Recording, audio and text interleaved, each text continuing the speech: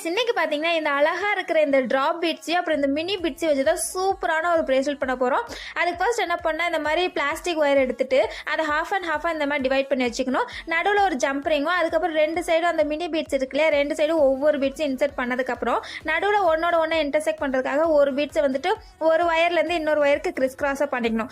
அதுக்கப்புறம் என்ன பண்ணால் இந்த ஹாஃப் ட்ராப் பீட்ஸ் இருக்கு இல்லையா, அதை வந்துட்டு இன்சர்ட் பண்ணதுக்கப்புறம் ஒரு 4 மினி பீட்ஸ் இந்த மாதிரி இன்சர்ட் பண்ணிட்டு அதோட ஃபர்ஸ்ட் எண்ட் இருக்கும் இல்லையா, அதுலேருந்து நம்ம வந்துட்டு இந்த ஒயர் எடுத்து வந்தோம்னா அழகாக வந்துட்டு வீடியோவில் காமிச்சிருக்க மாதிரி அந்த ரவுண்டாக பூ ஷேப்பில் அழகாக வரும்.